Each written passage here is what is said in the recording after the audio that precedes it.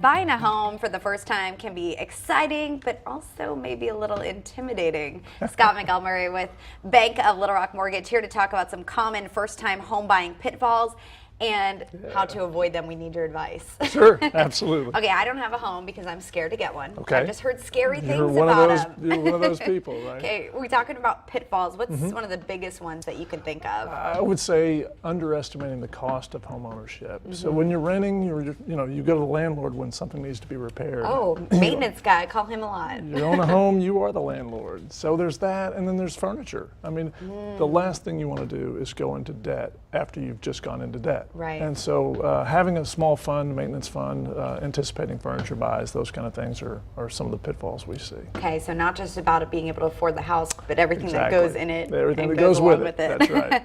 All right.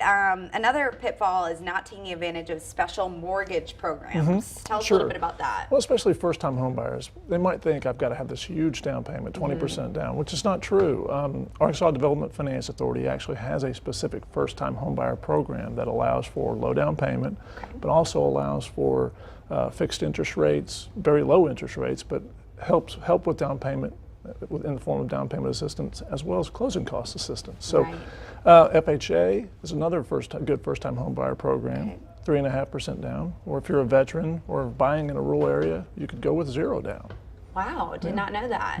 Probably do your research ahead of time then. And that would be another pitfall. Oh, what is that? Well, that's the one thing I think is most important, especially for a first-time home buyer.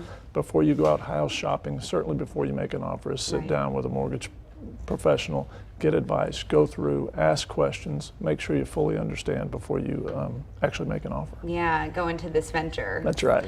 And tell us a little bit, any more advice, if there were people, let's say they've been in an apartment their whole life, they're used to all of this, Sure. they're used to having things right at their fingertips if Right. they have something go wrong. Any other advice before you take the plunge? The biggest thing looking at renting and buying is, are you ready, number one? And the second is, how long do you think you're going to be there? Because if you move every 2 years, it really doesn't make sense to buy. It makes sense to rent. But How if you're a long long should you be person, staying there before? a lot of it depends upon appreciation and interest rates. But for the most part, a good rule of thumb is 3 to 4 years is the minimum you should stay in a place to own. All right, don't jump right into it. That's right. Also keep some things in mind like maintenance, the furniture, a lot of good advice this morning. Thank you so much, Scott, Absolutely. for joining us with some good advice on buying your first home.